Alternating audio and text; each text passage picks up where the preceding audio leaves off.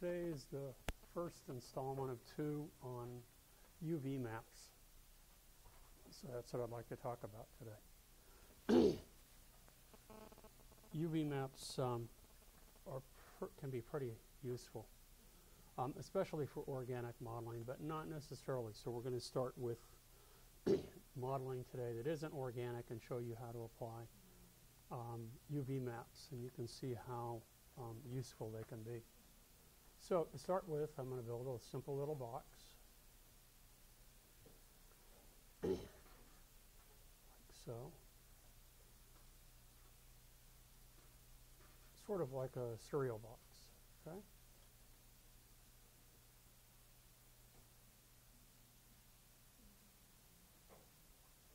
About the same proportions,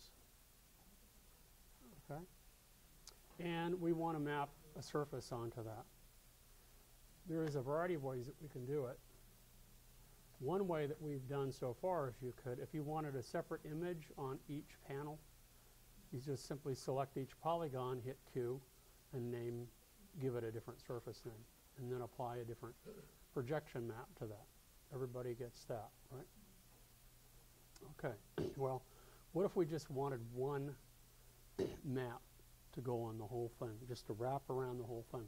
You can do that too, using a simple projection map, but it doesn't work that well. In fact, it's kind of hard. This will be much easier. So the first thing that we need to do is hit Q to create a new surface, and we'll call it serial box. Oops, can't type. Serial, like serial killer. Serial box, and we'll give it kind of like Cheerios or something. Actually, it's going to wind up being green, so I'll give it a green color. Click OK. Okay? So what we want to do now is create what is called a UV map for this. And there's different kinds of UV maps that we can use. The one that I want to cover today is called an atlas. And what it does is it takes, and it's almost like taking an animal and skinning it and stretching that skin out. And when you stretch it out, we're looking at that it doesn't look much like the animal anymore.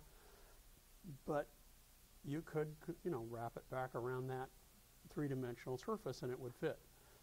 Well, it takes the three-dimensional object and it literally strips it away. For complex, well, let me get to that in a minute. So to create this surface map, or this UV map, down at the bottom, right now, W stands for weight, T for texture, M for morph, S for sets, and C for color maps, I believe. C, I don't recall. Okay. T for texture, and you'll notice that there is none at the moment. So I'm going to go ahead here and I want to create a new one. New texture, and we'll give the texture a name, and we'll call it cereal skin, just for the heck of it. And now we have the different map type, and it says we can start with planar. We have cylindrical, spherical. So these are the typical kinds of maps that you would see using projection. But you'll notice, and I'm starting with the oddball one right now, it's called atlas. And notice how it changes. Subpatch interpretation, I will leave this alone, linear. We can move control points, the old ones if we want. There's all sorts of stuff we can do. Relative gap size. I don't need to do any of this for this. Segment by surface and segment by part, though, can be important. We have not created surface sets yet, or part. Well, we have created surfaces. We have not created part sets yet, but it's similar. You can create different, you can select different polygons, and you can turn those into a part or a set, just as you can divide up your model by surfaces. And it makes it pretty nice because later on when maybe a certain set of polygons, they could be inside the mouth, like the tongue or something like that, that are hard to get to. Well, if you've already saved them as a set, thank you, then what we can do is that you can just go in and just click on over here. We can select the set, boom, and it works pretty nicely. We should do that on another day so you can see how to do that. It's the same as by doing it by surface. Like specifically, like for example, if you had a car and you wanted to choose a decal, you could highlight the particular polygon and then go into this segment. Right, and then you say, here's my, you've already specified early on that these are the this is a polygon or polygons that I'm going to apply it to. This is a surface. So, and select it. And the same with parts. But in parts, you can select any number of polygons you want. They don't have to be connected to one another at all. But when you select that set, it automatically selects it for you. You don't have to go in by hand and click, click, click, click, click all the individual polygons. So it can be useful. But the point being is that if, and you'll see why in a moment, that this would be useful. That if, and particularly for those, anybody interested in games, designing for games? If you notice Jack and Daxter, if you look at those models, you can see that the way the figures are done, that it's all one map. Okay? But what if you want to divide it up into the head, into the hands, into the torso, into the legs? Well, if you had them as separate surfaces or separate sets, polygon sets, when you look at the atlas here, it would splay it almost like you see a bug. You know, you see how, or again, we'll use the animal skin metaphor, just stripped apart into all its different entities. And then you can paint on it, each of those separately, and then it will map it back on. It will take those skins and put it back on. And that's what we're going to do with this atlas skin. So I don't need to select any of these at the moment, and I click OK. And it looks like nothing has happened, nothing at all. But that's okay, because what I want to do now is I'm going to go from top view to UV texture. And you'll notice when I zoom in, I have my texture. And it's now, and that's why the box is a good example, because it takes the 6 sides and it strips it down into its basic parts. Okay? And we see down here we have cereal skin as our texture. But we don't have an image yet that we want to place onto that. So this is where we go with that. So I'm going to go ahead and bring up the surface editor. Okay, and we just have the green surface as our selection at the moment. And we're going to apply a texture. Okay. Projection at the moment is planar. And again, you could use cylindrical, spherical, cubic. Cubic simply takes the same texture and puts it all on all the 6 sides. Okay. You could use front projection, which would be it actually projects from the camera onto the surface. What we want to do is UV now. And you'll notice we have an option. We can have multiple UV maps for this. So, for example, what if you had 6 different cereal boxes and you want to quickly switch the map to each? Well, you could have 6 different surfaces here that you could switch to. I'm going to use cereal skin, and right now we have image selected to none. Well, I'm going to go ahead and load an image. And this image is not intended for this, but you can see how we can adapt it. And where it's located, it's actually supposed to be for a Coke can. And it sort of works on here. It sort of works and it sort of doesn't, but you'll get the idea that what you would have to do in Photoshop is that you would have to, in a square grid or a rectangular grid, you would have to lay out your top, your side, your bottom, your sides, your front, your back, and they could all be on one surface. And then we can go ahead and we can move these parts to fit on there, and then it would be projected onto there, and it works pretty nicely. So I'm going to go into applications. I'm looking for the particular surface, and it will be under the classic surfaces. So I need to go to New Tech, the Lightwave 8, and we're going to look into content. We're going to look to classic content, and I'm going to look in images, and now I can't remember where it's at. Let's see. I think it's under household or it's food. There we go, food. How about Light dew, that's the one that I wanted to use. It looks sort of like a Mountain Dew thing. Okay? So there it is. And if we look over here, it doesn't map very well, does it? It doesn't fit well at all. But that's not a problem for us. Because what I can do over here, and this is what makes it pretty nice, is I can switch from here, and I want to look at my light dew image in the back behind it. Now what I'm going to do is let's go ahead and just view this for a moment and zoom in. Because now I want to take each of these polygons and I want to move them around so that it matches what I see on here. Does that make sense? That I want maybe this side panel to be moved over here so it fits the ingredients, and I want this other side panel maybe to fit the barcode. So I can move these polygons around now to match what I see here, and I can actually layer them on top of one another and use duplicates for the same thing. It's pretty nice. You'll see in a moment. So let's switch from points to polys. I'm going to select this one. Hit T for move, and move it over like so.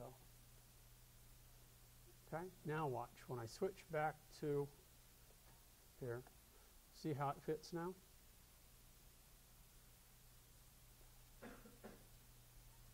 That one fits. Now I can take each of these panels and I can resize them. I can move them so that it fits the content. So let's go ahead and move these around. Let me, I probably just need a little bit more of this and less of the others. Let's go ahead and turn off move, deselect. And let's go ahead and take this polygon and let's move it over to the upper right hand corner. So I'm going to move this over like so. This up like so. Let's resize it.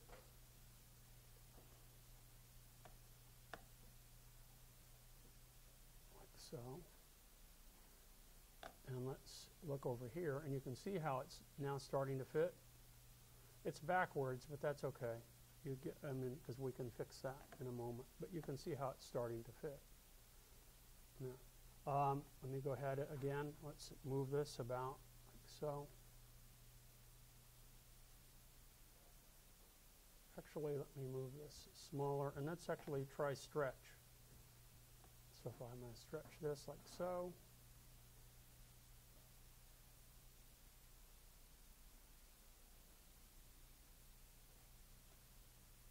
Notice how it fits. It stretches the type, which isn't so good, and it stretches the image, but that's okay.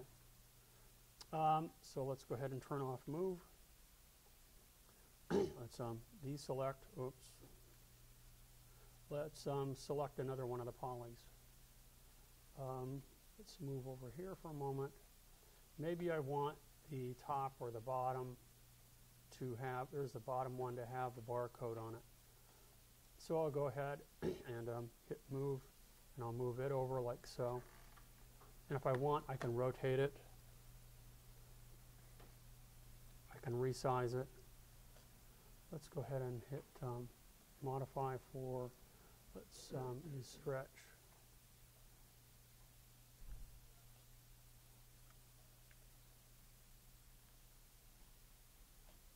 Let's look at the bottom, see how that looks. See how it fits on there? I mean, not well. I'm not doing a really super stellar job of this. But this, remember, this is intended to be on the side of a Coke can.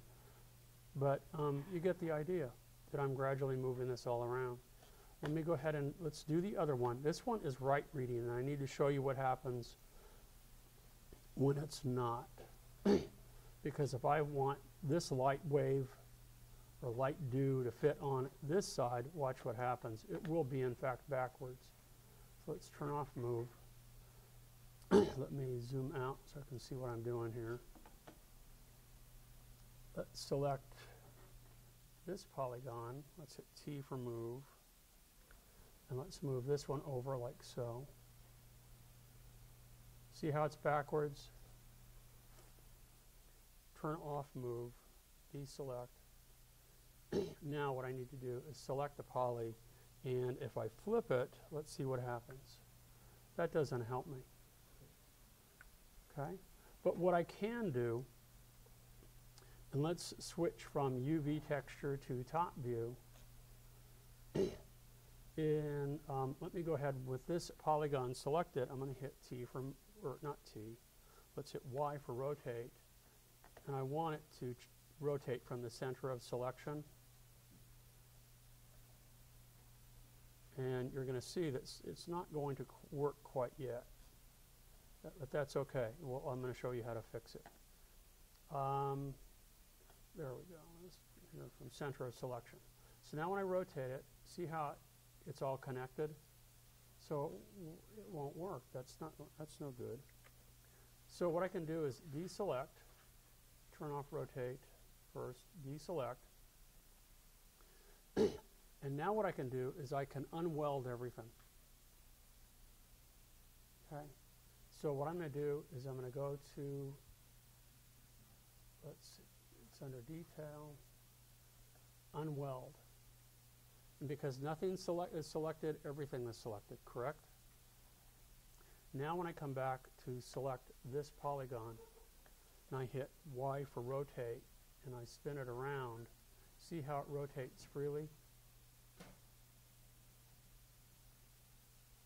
Make sure it's rotated 180 degrees. Turn off rotate. Now go ahead and flip the poly, and now it's right reading. So now when we look at both, they're right reading. Now we still have a slight problem here. If I go ahead and I hit T for move, to move the poly, it's disconnected because I unwelded everything. But what we can do is if we do this carefully, all the points will be connected. If I deselect, let's go ahead and turn off move, and I deselect, and I can either hit M for merge, or I can go back and point by point weld each corner. I'm just going to hit M for merge. And what I hope to do is it says 16 points eliminated. Good sign. Because remember, going from 6 to the other, to 6 sides, I've added a whole bunch of points. And now when I select this polygon and I hit T for move or rotate, see how it's connected again? T for move, I hit Y before. Okay.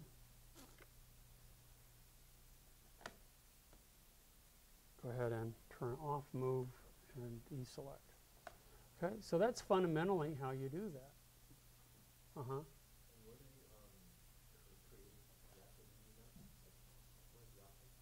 It's down here below. You have to hit T for texture. That's what it stands for. And then here you select new. And what it does is when it says map, it's the only place you can create the UV map is in Modeler. Okay. To take the blank template of the UV map, bring it over to Photoshop so the sizes are exact. That's what we're going to do on Monday. Okay. Because I want to show you if you were going to paint a face. Okay? You know, I mean, to map a face is not easy. And there are programs, 2D programs, that allow you to paint on 3D models, which are really the way to go. But one of the things that you also need to do is create a UV map for it. So I'm going to bring in a head. It's already been built. We're going to create a UV map for it, but we're not going to use Atlas. We're going to use cylindrical. Because the head is sort of like a cylinder. It'd be like taking, and again, you know, taking the skin off of your and stretching it out. And it looks distorted when it's in a 2D form, just like looking at a map of the world. When they stretch it out, there's different kinds of maps. I guess if I were in the 4th or 6th grade or 7th or something, you know, you'd remember all the different kinds of maps that there are. And each one distorts the world slightly differently. It's the same principle, and then you would paint onto that, and then you place it back on there, and then it fits perfectly. It's really cool. Now, I have not installed CS4 yet, but I am told that we can save these as object files, and if we do, you can bring those object files into Photoshop and paint on them and then bring them back into. But now, if it works in Lightwave or whatever, I don't know. I was talking to Chris about that. They started that in the last version, CS3, but it had limited applications to Lightwave. So if more is available, and I do have a program at home that I need to install that I just got. It's for 3D maps. I only have one copy of it, but we can install it here, and if you want to try to do that, that would be kind of fun. So you actually paint on the 3D model, and you turn it around, and you paint on it. And what it's doing is, when you save the map for it, it saves it out as a UV map. What's the name of the program? You would have to ask me that. Oh boy, Kirk. Middle age. What can I say? I'm going to have to go to one of my software companies and look at it. It's, oh man, I can't think. Let's do it. What the heck? And then there's one more feature that I want to show you in here, why UV maps can be useful. And unfortunately, starting it now, you've already started your models. It's best sometimes if you apply the map early on rather than late. But some of you, depending on the complexity of your model, can start early and then apply it. And as you build it, it will change and stretch and fit to fit the model. But anyway, let me open up Safari for a moment, and I'm going to go to my website here. That's how I remember. You have to write things down.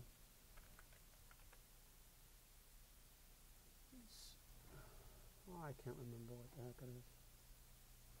It's a 2D paint. You usually find it in the 3D section, but if I go to Kirk's classes and let's go to handouts, and there's helpful links here. Creation Engine is where I want to go, because I know that they handle it. And if I go to Creation Engine, I want to call it 2D Studio Paint or something, but that's not it.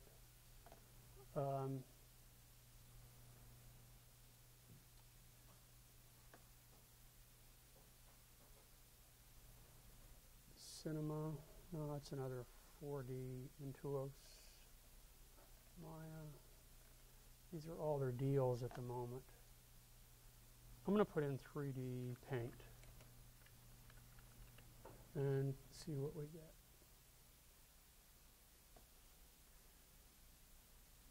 Body Paint 3D. Okay. That sounds right. Body Paint 3D. That's one that they have. Not cheap. It's more than Lightwave.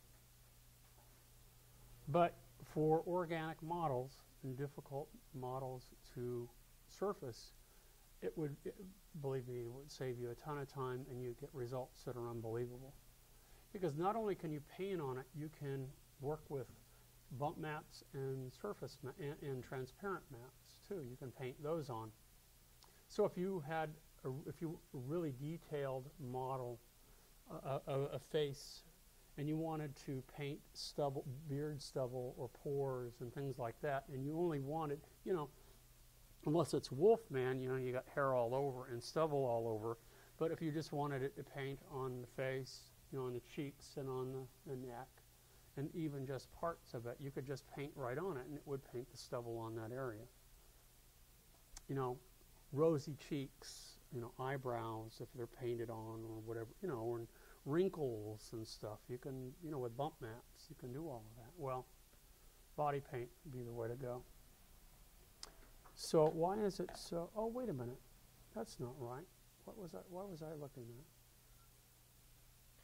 Oh, that's the list price. Oh, my. No wonder I'm used to getting student prices now, or faculty prices. And it is 200. Why is it more for Windows? Oh, that's non-art. Oh, I don't know what that means. Art, non-art. I don't know what that means.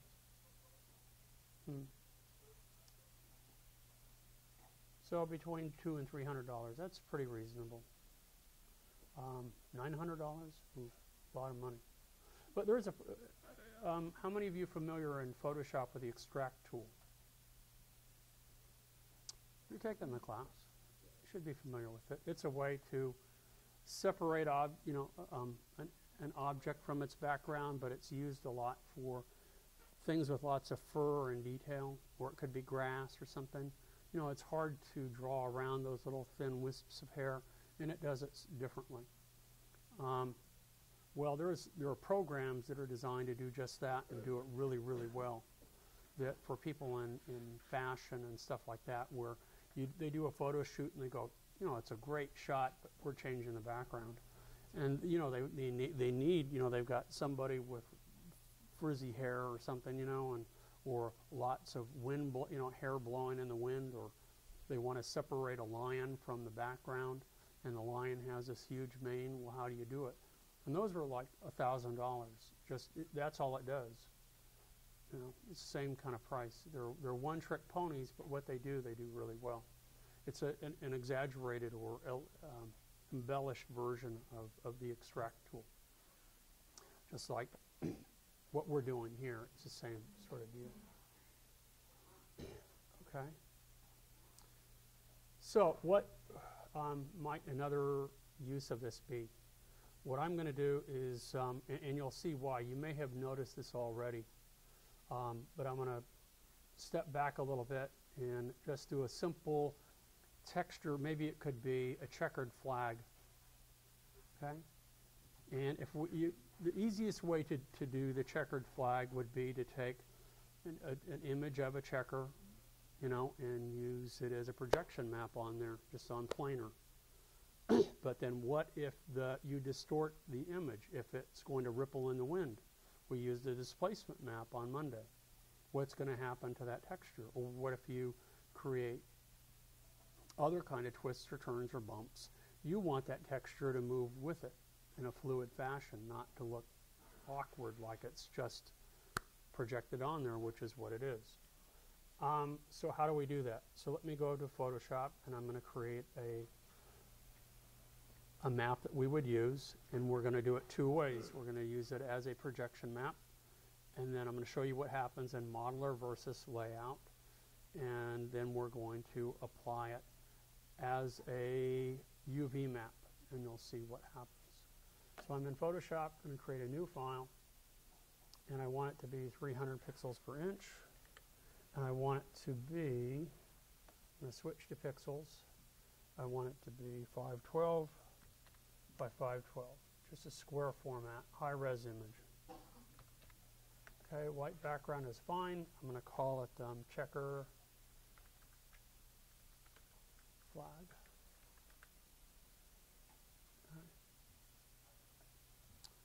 Okay, now what I'm going to do down here is I'm going to use the rectangular tool, make sure that it's a shape layer, and I'm going to click here, see what kinds of shapes we have, and I have this type of checker here that will work just fine for us. Okay. Click up here, click and drag, hold down the Shift key, and there's my checker. And I could rotate it if I want, but I'm going to leave it diagonal. That's just fine for me. So there's my checker flag.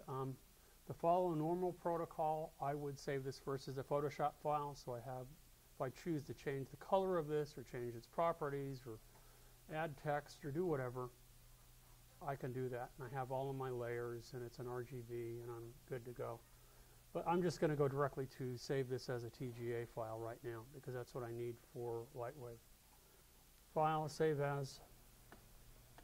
Instead of Photoshop, I want it Targa, which is our TGA. And it's going to flatten it, and that's just fine for us right now. And I'm going to click Save. 24 pixels per inch is just fine.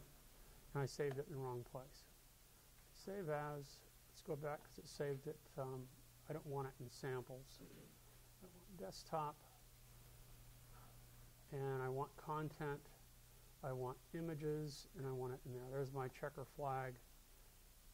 Targa file. So 24 bits per inch is just fine. And I'll hide this, and I'm going to go back over here, and I'm going to create a new object. And I'm going to go ahead and, let's see, top view is fine, and wireframe is fine. Let me switch to UV for a minute. UV, and I want none to show, because I don't want it, because I'm going to create another UV map now. But what I'm going to do is, let's go back to the top view. I want to reset all of these. And from the front view, because I said what I was going to do is I was going to create my checkered flag. Let's start with a box, like so. So here's my flag. Okay. And that's from the back view. And I'm going to make sure that this is double-sided. So let's hit Q for a new surface. And we'll call it flag. And just by default, I'll leave it kind of a white or a gray color here.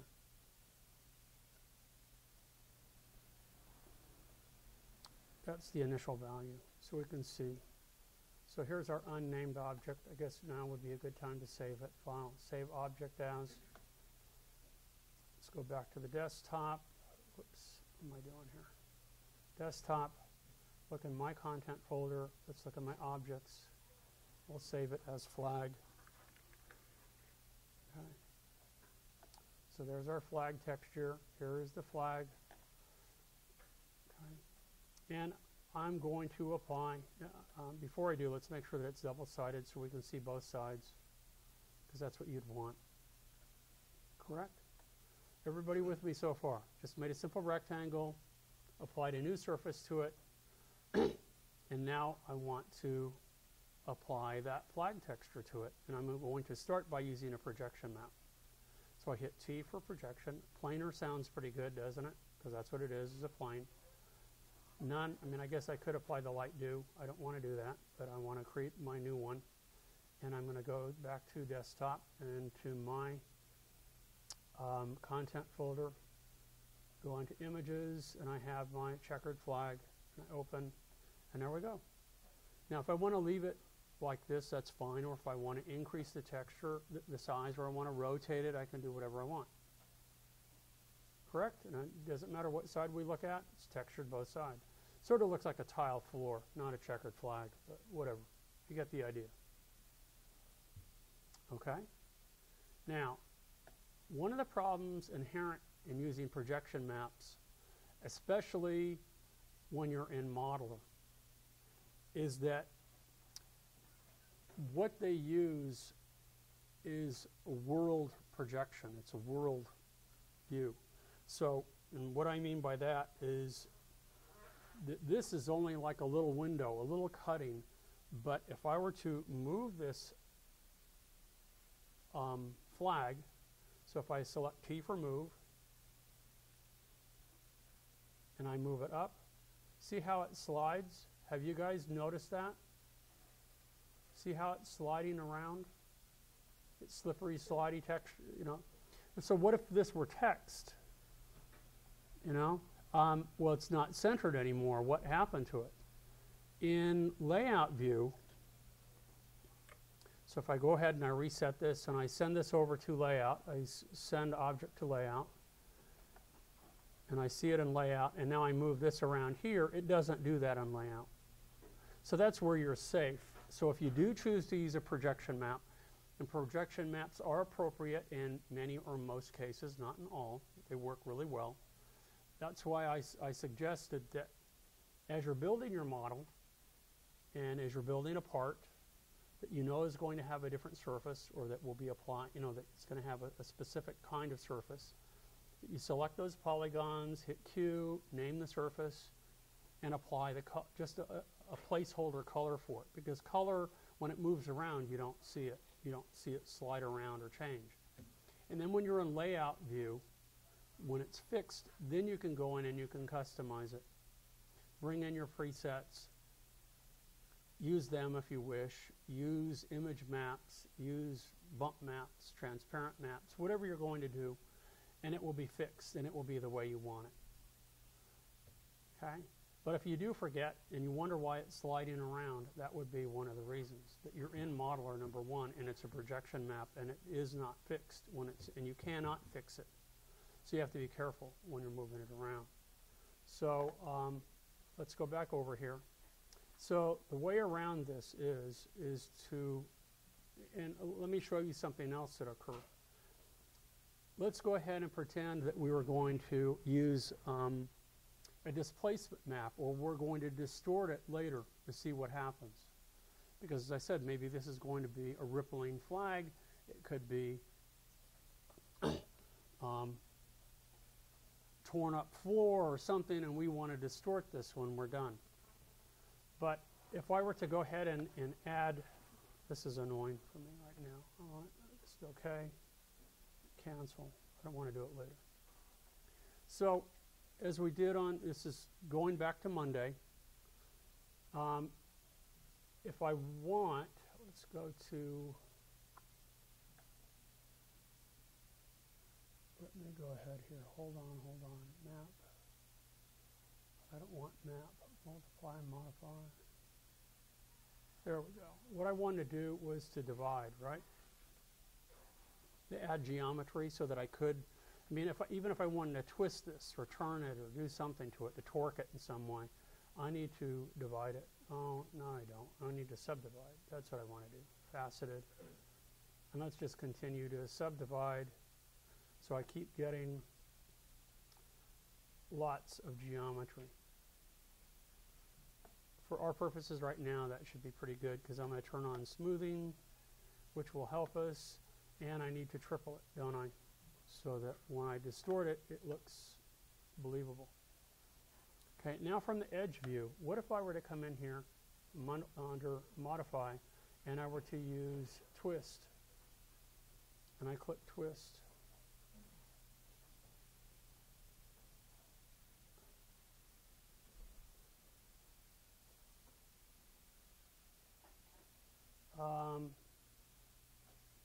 Notice how the texture is becoming distorted, isn't it, at this end? Notice how it's not matching any longer at the end. I mean, we can really, really distort this if we want, but it no longer matches the surface, does it? Does everybody see that? Does everybody follow along with that? Well, since we're early on in the construction of this, and you can see how it's actually distorting the polygons here. It distorts the polygons, it distorts the projection. So let's undo this, and let's make a brand new texture. So this is going to be checker flag.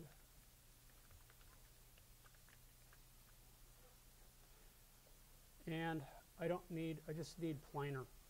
Okay? And I'm going to project it along which axis? That's important.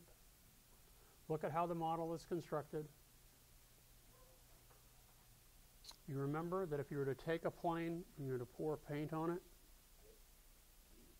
be the z-axis. Because if you look at the plane here in the back view, that's perpendicular to the z-axis, so it would be along the z-axis. If you get it wrong and we view it up here when we're done, the UV map, and it doesn't look like anything, you know that you've messed up. You just, unfortunately, you can't delete them. You can only add, so think about it. Click OK. Let's come back up here. Instead of top view, let's look at UV. Let's go ahead and look at checkered flag, and there we have it. And notice how it loads the whole thing in here. Now let's switch back to our texture. We don't need the texture editor. We just need texture in here. Let me bring up my surface editor. There we go. Okay. Let's look at flag. And at the moment, it's projection. And I'm going to change that from projection to UV. And now watch how this changes. We're going to use planar. We're going to use UV. Okay, UV map. We're going to use checker flag. Notice how it does not automatically duplicate it. You know, it doesn't tile it. Now what we can also do is we already have the correct image selected, but if we didn't, you know, you can apply any number of images. And now the difference being is that this is fixed to the surface. And that's the advantage to using UV maps, even for something as simple as a flag. So we go ahead here, and now watch when I use move view. Let's use T for move. And I move this around. Notice how the texture moves with it. It stays with it. It's not on that slippery slope anymore. It doesn't slide around. Likewise, when I twist it, when I select twist, notice how it goes with it. It does not get distorted, except for the fact that, see how it matches perfectly, nicely? However, if I had used this texture before and I didn't use this map and I tried to create the map after the fact, like now, with it already twisted, it won't work. It will look like the distorted view of the projection map. Just take my word for it. I could spend another 15, 20 minutes to demonstrate for you. So it's best when you're applying the UV map to apply it early on, when it's in its undistorted mode.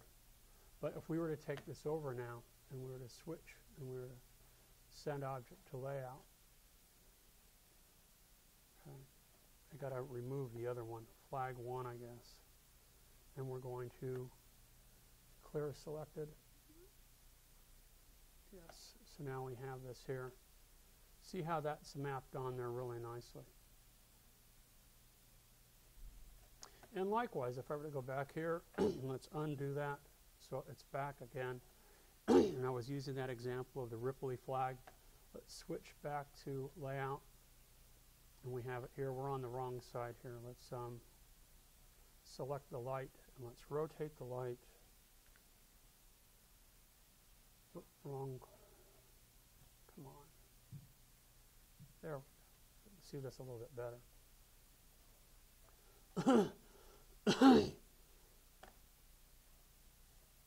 And let's go ahead with the object properties. Let's select the object.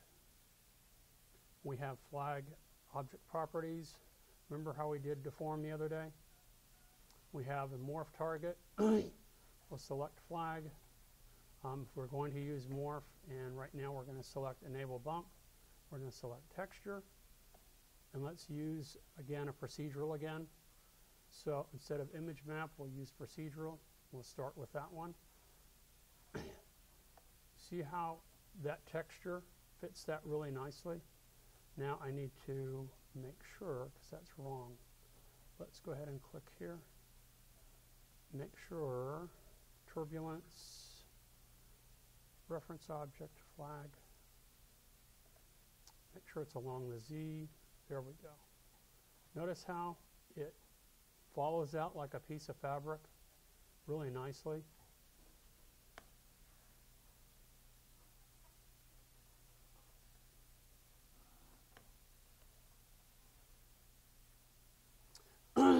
There was a logo I designed. Let me see if I can find it. I don't know that I can, but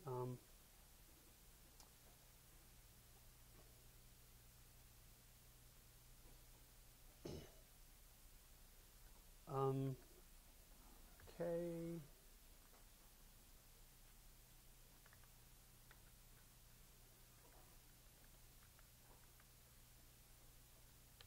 I can't remember what it is. I'll find it and I'll show you. I don't need to show you. It was a logo that I did for my son's robotics team. And I wanted, in certain situations, the logo to look like it was on, it has this pirate feel to it, you know, the skull and crossbones. And I wanted it to look like it was on this torn piece of leather. this weathered piece of leather that was kind of bumpy and ripply and stuff. And that was how I did it, and it looked pretty cool. So this has lots of applications. Knowing 3D would help you as a graphic designer, as an illustrator. I think it can be a really useful tool, really, really useful tool.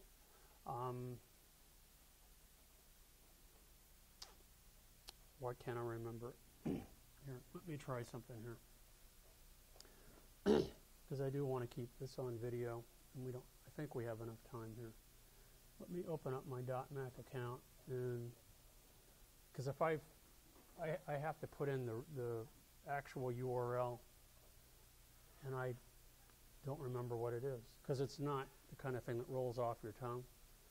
It's kmiller66, .Mac, and then site number 4 or 5, I don't know.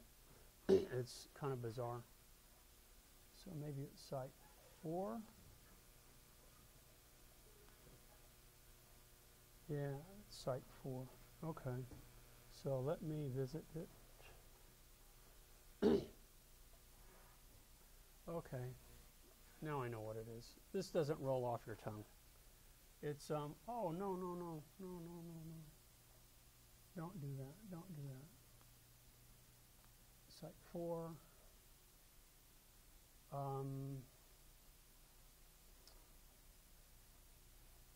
Welcome. Whoops.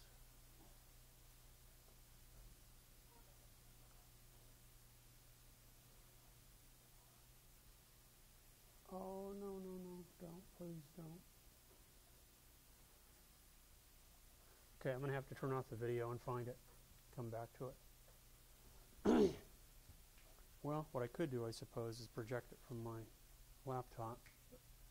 It'd be better just to stop it and find it and show you as an example of when UV maps for something simple like a logo would be useful.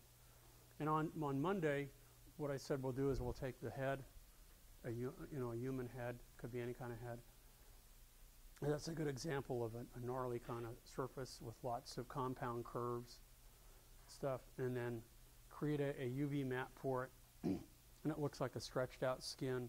Take it over to Photoshop, paint on it, bring it back to Lightwave, and project it back on there using the UV, and then you'll see how it matches. It won't look really elegant, but you'll see that it does work. And with some, the 2 examples that you see on my website of the heads,